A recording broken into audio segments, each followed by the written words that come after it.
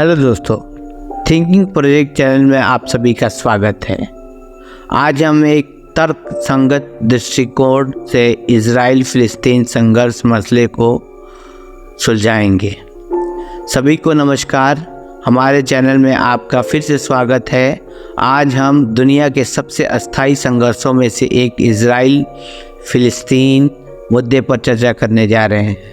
यह गहरी ऐतिहासिक जड़ों वाला एक जटिल विषय है, लेकिन आइए इस पर तर्कसंगत रूप से विचार करें। संभावित समाधान तलाशे अस्थायी शांति का मार्ग प्रशस्त कर सकता है। इससे पहले कि हम आगे बढ़े, लाइक, सब्सक्राइब करना और कमेंट्स में अपने विचार साझा करना सुनिश्चित करें। आइए शुरू करें। पहला, ऐतिहासिक संदर्भ को समझना।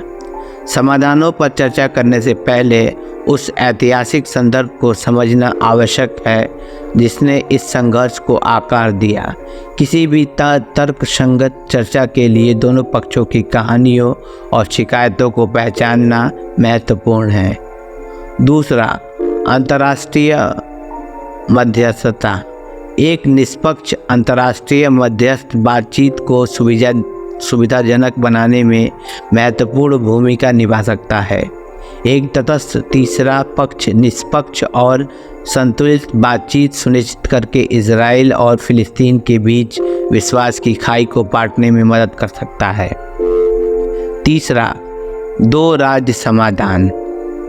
दो राज्य समाधान जहां इजराइल और फिलिस्तीन साथ साथ रहते हैं, एक व्यापक रूप से चर्चा का विकल्प रहा है।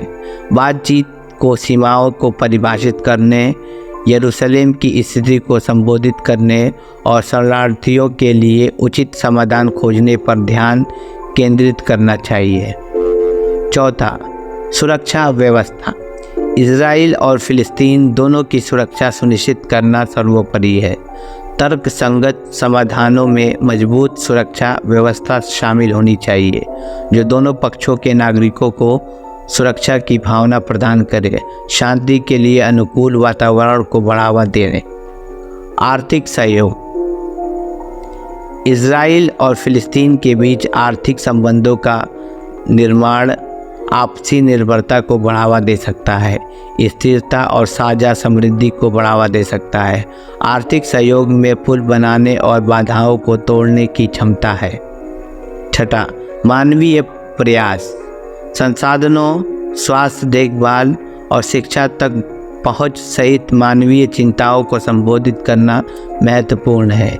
एक तर्कसंगत समाधान में विश्वास और सहयोग के माहौल को बढ़ावा देते हुए दोनों पक्षों के लोगों की भलाई को प्राथमिकता दी जानी चाहिए। सातवां, शैक्षणिक पहल।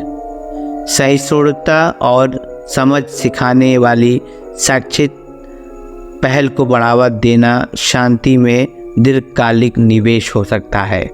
कम उम्र में से सह अस्तित्व की संस्कृति को बढ़ावा देकर आने वाली पीढ़ियां इस संघर्ष को एक अलग दृष्टिकोण से देख सकती हैं।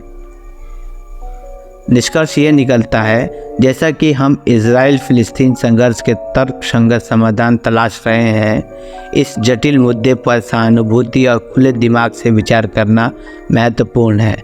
शांति के मार्ग के लिए संवाद, समझौता और एक दूसरे के दृष्टिकोण को समझने की प्रतिबद्धता की आवश्यकता है। यदि आपको यह चर्चा मूल्यवान लगी हो तो लाइक करें, सब्सक्राइब करें और कमेंट बॉक्स में बातचीत जारी रखना ना भूलें।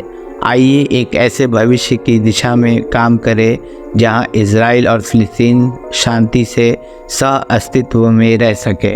अगली बार तक सूचित रहे और दयालु बने रहे। जय हिंद।